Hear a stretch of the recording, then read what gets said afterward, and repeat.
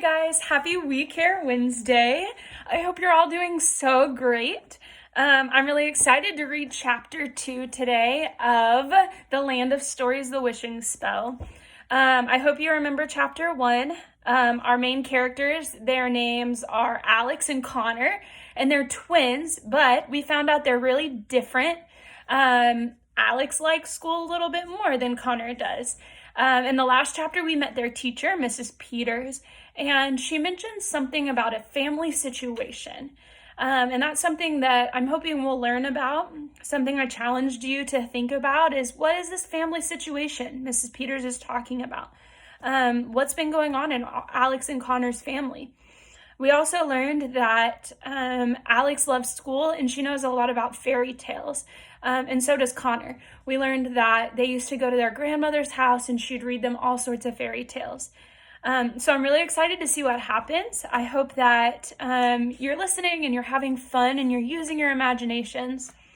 So this is chapter 2 and it's titled The Longer Walk Home. And this is the little picture to go with the chapter. The Longer Walk Home.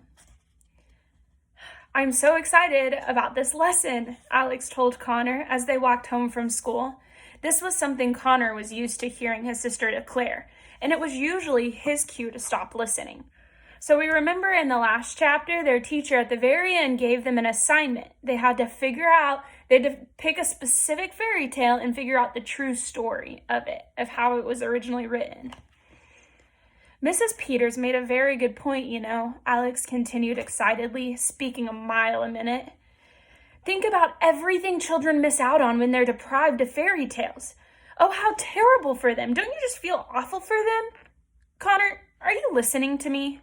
Yup, Connor lied. His attention was focused on an abandoned snail shell he was kicking along the sidewalk. Can you imagine a childhood without knowing all those characters and places? Alex continued. We're so fortunate that Dad and Grandma made such a point of reading them to us when we were little. Very lucky, Connor nodded, although he wasn't exactly sure what he was agreeing with. Every day after school, the Bailey twins would walk home together.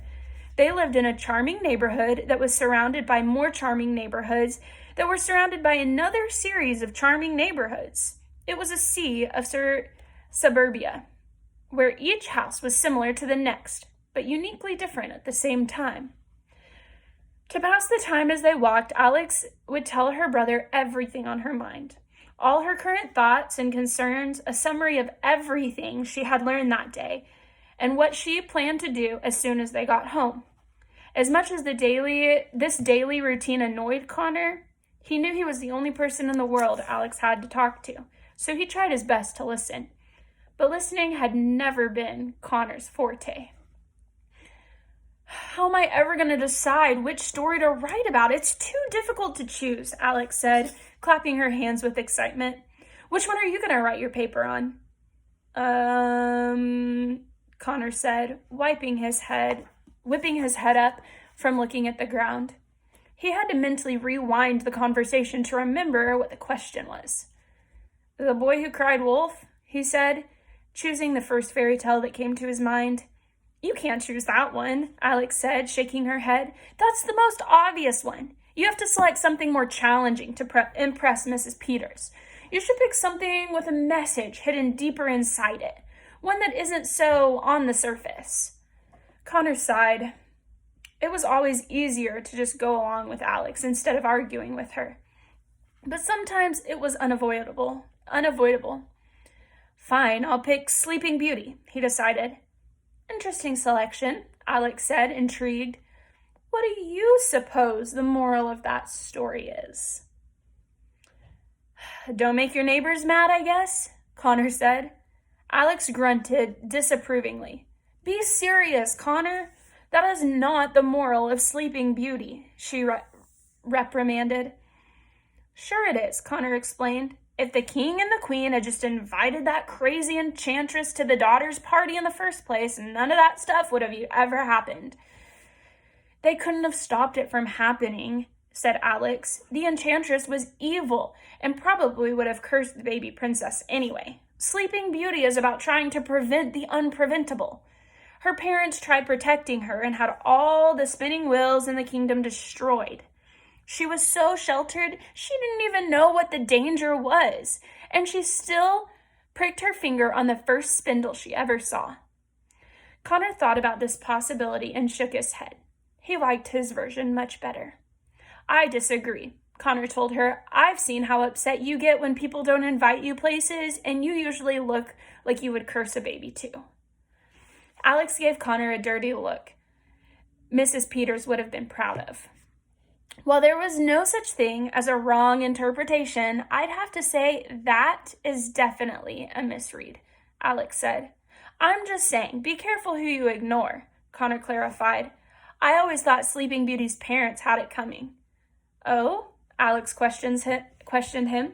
And I suppose you thought Hansel and Gretel had it coming too. Yes, Connor said, feeling clever. And so did the witch. How so? Alex asked. Because, Connor explained with a smirk on his face, if you're going to live in a house made out of candy, don't move next door to a couple of obese kids. A lot of these fairy tale characters are missing common sense. Alex let out another disapproving grunt. Connor figured he could get at least 50 more out of her before they got home. The witch didn't live next door. She lived deep in the forest. They had to leave a trail of breadcrumbs behind so they could find their way back, remember? And the whole point of the house was to lure the kids in. They were starving, Alex reminded him. At least have all the facts straight before you criticize. If they were starving, what were they doing wasting breadcrumbs? Connor asked. Sounds like a couple of troublemakers to me. Alex grunted again. And in your deranged mind, what do you think the lesson of Goldilocks and the Three Bears is? Alex challenged him. Easy, Connor said. Lock your doors. Robbers come in all shapes and sizes. Even curly-haired little girls can't be trusted. Alex grunted again and crossed her arms. She tried her best not to giggle. She didn't want to validate her brother's opinion. Goldilocks is about consequences. Mrs. Peters said so herself, Alex said. Although Alex would never admit it, sometimes arguing with her brother was amusing. What do you suppose Jack and the Beanstalk is about? She asked. Connor contemplated a moment and slyly grinned. Bad beans can cause more than indigestion, he answered, laughing hysterically to himself. Alex pursed her lips to hide a smile. What do you think the lesson of Little Red Riding Hood is? She asked him. Do you think she should have just mailed her grandmother the gift basket? Now you're thinking, he said. Although I've always felt sorry for Little Red Riding Hood, it's obvious her parents didn't like her very much. Why do you say that? Alex asked, wondering how he could have possibly construed that from the story. Who sends their young daughter into a dark and wolf-occupied forest carrying freshly baked food and wearing a bright jacket? Connor asked. They were practically asking for a wolf to eat her. She must have annoyed the heck out of them. Alex held back laughter with all her might, but to Connor's delight, she let a quiet chuckle slip. I know you secretly agree with me, Connor said, bumping her shoulder with his. Connor, it's people like you who ruin fairy tales for the rest of the world, Alex said, forcing the smile on her face to fade. People make jokes about them and suddenly the whole message is lost. Alex suddenly stopped walking. All the color in her face slowly drained away. Something across the street had caught her eye, something very disappointing. What's the matter? Connor asked, turning back to her. Alex was staring at a large house. It was a lovely home painted with blue and white trim and had several windows. The front yard was landscaped to perfection. It had just the right amount of grass, patches of colorful flowers, and a large oak tree, ideal for climbing. If a house could smile, this house would be grinning from ear to ear. Look, Alex said, and pointed to a for sale sign next to the oak tree. A bright red stripe with the word sold had recently been added to it. "It's sold," Alex said, slowly shaking her head from side to side in disbelief. "It's sold," she repeated, not wanting it to be true. The little color in Connor's round face drained too. The twins stared at the house for a long moment of silence, each not knowing what to say to the other. "We both knew it would happen eventually," Connor said. "It's making me wonder." Let's just stop for a minute. And we've read a lot so far. We've read a lot about fairy tales. Some of them you may have read before and some you haven't. I want to challenge you, if there's a fairy tale you've never read that this story mentions, I want to challenge you to go find it on YouTube and listen to it. Listen to the fairy tale and hear what it's about. And maybe this story will make even more sense to you. Now, think about this also. What do you think the deal is with this house that they've just passed, or they saw, that has the sold sign on it? Whose house do you think it is? And why do you think it went up for sale? Why do you think it sold? And why do you think they're surprised that it actually sold? Take a minute and think about that. I'm really curious to see. "We both knew it would happen eventually," Connor said. "Then why do I feel so surprised?" Alex asked softly. "I guess it had been for sale for so long, I figured it was just, waiting for us." Connor saw tears begin to form in his sister's eyes, through the tears forming in his own. "Come on, Alex," Connor said, and kept walking. "Let's go home." She looked at the house for a second more and then followed him. This house was only one thing the Bailey family had recently lost. A year ago, just a few days before their 11th birthday, Alex and Connor's father died in a car accident on his way home from work. Mr. Bailey had owned a bookstore a few streets away named Bailey's Books, but all it had taken was a few small streets for a big accident to happen. The twins and their mother had been anxiously waiting for him at the dinner table when they got the phone call telling them their father wouldn't be joining them that night or any night after that. He had never been late to dinner before, so as soon as the telephone rang, they all had known something was wrong. Alex and Connor could never forget the look on their mother's face when she answered the phone, a look that told them, without saying a word, that their lives would never be the same. They had never seen their mother cry like she did that night. Everything had happened so fast after that. It was hard for the twins to remember what order it all happened in. They remembered their mother making tons of phone calls and having to deal with a lot of paperwork. They remembered that their grandmother came to take care of them while their mother made all the funeral arrangements. They remembered holding their mother's hand as they walked down the church aisle at the funeral. They remembered the white flowers and candles and all the sad expressions on everyone's faces as they passed. They remembered all the food people sent. They remembered how sorry people told them they were. They didn't remember their 11th birthday, because nobody did. The twins remembered how strong Grandma and Mom had stayed for them in the following months. They remembered their mother explaining to them why they had to sell the bookstore. They remembered that eventually their mother couldn't afford their beautiful blue house anymore, and they'd had to move into a rental house a little way down the street. They remembered Grandma leaving them once they were settled into their new, smaller house.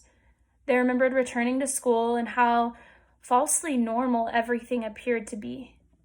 But most of all, the twins remembered not understanding why any of it had to happen.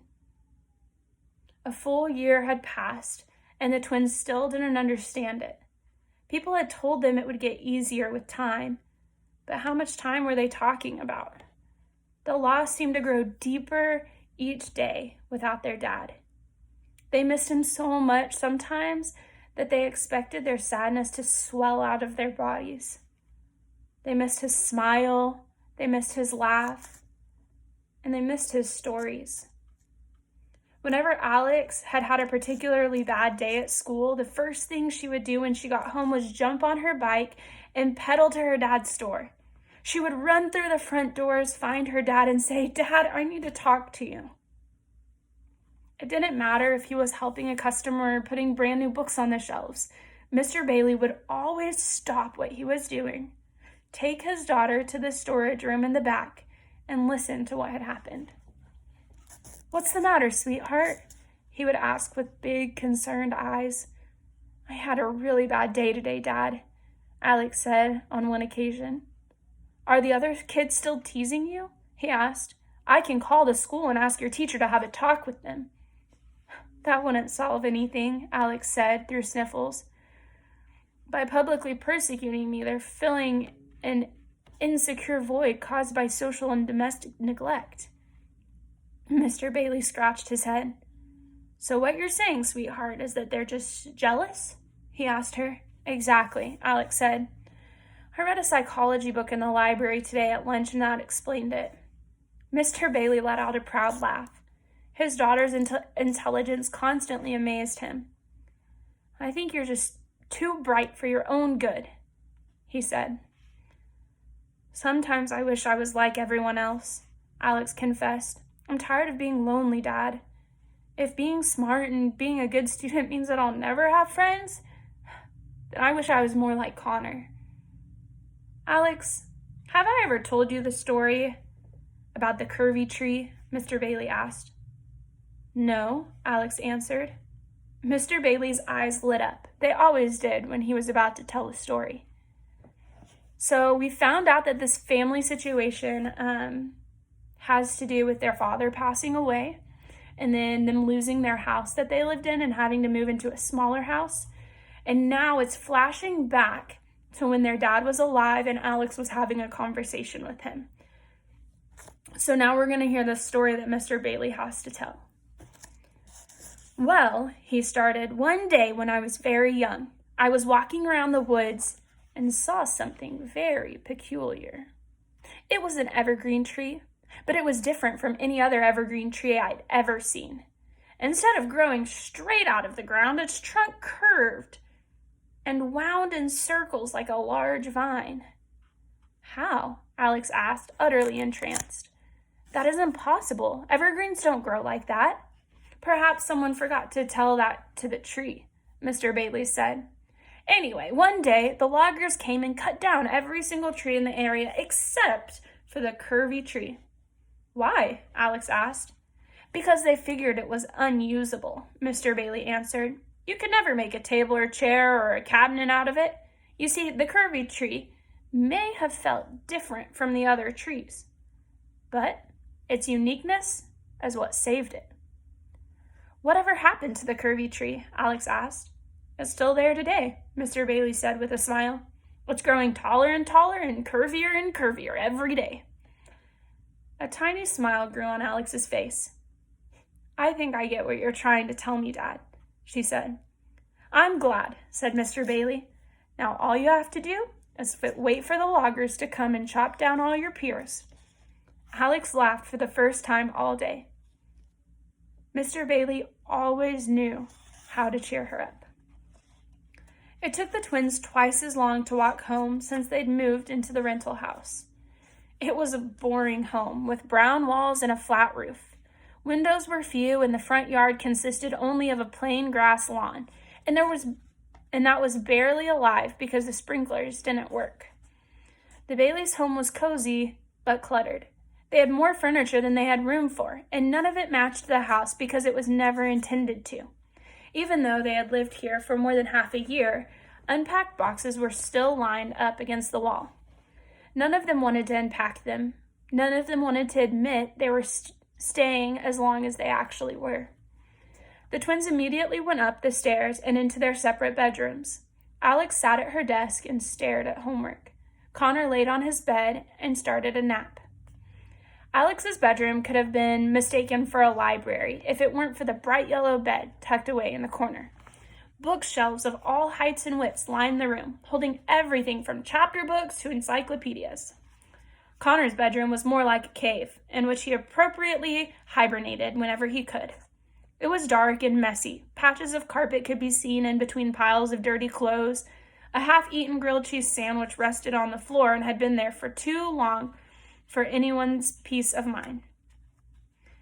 An hour or so later, the twins heard sounds that meant their mother was visiting from work, and they went downstairs to join her in the kitchen. She was sitting at the table while on the phone, flipping through a stack of envelopes she had just collected from the mailbox. Charlotte Bailey was a very proud woman with red hair and freckled skin, and the twins undoubtedly had inherited from her. She had a huge, caring heart and loved her kids more than anything else in the world. Unfortunately, they hardly ever saw their mother anymore.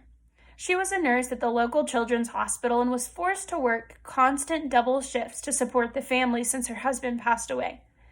Mrs. Bailey was already gone before the twins woke up every morning and would get home after the twins had gone to sleep. The only time she had with the twins anymore was on the brief lunch and dinner breaks she spent at home. Mrs. Bailey loved her job and loved taking care of her children at the hospital, but hated that it took away from her own. In a way, the twins felt they had lost both their parents after their dad's death. "Hi guys," Mrs. Bailey said to the twins, covering the receiving end of the phone. "Did you have a good day at school?" Alex nodded positively. Connor gave her an overly enthusiastic thumbs up. Yes, I can work a double this Monday," she said into the phone, speaking with someone from the hospital. "No problem," she lied. Most of the envelopes she was looking through had bright red warning stickers saying final notice or payment due. Even working the hours she worked, Mrs. Bailey had to get creative with money sometimes. She put the envelopes face down on the table, hiding them from the twins. "Thank you," Miss Bailey said into the phone and clicked it off. She turned to her children. "How are you guys?" "Good," they both said passively. Mrs. Bailey's mom tuition turned on. She knew something was troubling them. "What's the matter?" she asked, studying their faces. "You seem a little down." Alex and Connor looked to each other, unsure of what to say. Did their mothers know about their old house? Should they tell her? "Come on," their mother said. "What is it? You can tell me anything." "We're upset," Connor said. "We knew it was going to happen eventually." "What?" Mrs. Bailey asked. "The house sold," Alex said. "We saw it today on our way home from school." There was a moment before anyone said anything. This wasn't news to Mrs. Bailey, but the twins could tell she was just as disappointed about it as they were and had hoped they wouldn't notice it. "Oh, that," Mrs. Bailey said, brushing it off. "Yes, I know. You shouldn't be sad about it, though. We'll find a bigger and better house as soon as we catch up on things here." And that was that. Mrs. Bailey wasn't a good liar, and neither were the twins. Still, Alex and Connor always smiled and nodded along with her. "What did you learn in school today?" their mother asked. "So much," Alex proclaimed with a huge smile. Not much," Connor mumbled with a scowl. "That's because you fell asleep in class again," Alex tattled. Connor gave Alex a dirty look. "Oh, Connor, not again," Mrs. Bailey said, shaking her head. "What are we going to do with you?" "It's not my fault," Connor said. "Mrs. Peters' lessons always put me to sleep. It just happens. It's like my brain switches off or something. Sometimes even my old rubber band trick doesn't work." "Rubber band trick?" Mrs. Bailey asked. "I wear a rubber band around my wrist and snap it every time I get sleepy," Connor explained. "And I was positive it was foolproof." Mrs. Bailey shook her head, more amused than anything. "Well, don't forget how lucky you are to be in that classroom," Mrs. Bailey said with a guilt-inducing mom look. "All the kids at the hospital would like nothing more than to trade places with you and to go to school every day." "They'd change their minds if they met Mrs. Peters," Connor said under his breath. The phone rang just as Mrs. Bailey was about to continue scolding her son. "Hello?" Mrs. Bailey said, answering the phone. The worry lines on her forehead became very prominent. "Tomorrow? No, there must be a mistake. I told them I couldn't work at all tomorrow. It's the twins' 12th birthday, and I was planning on spending the evening with them."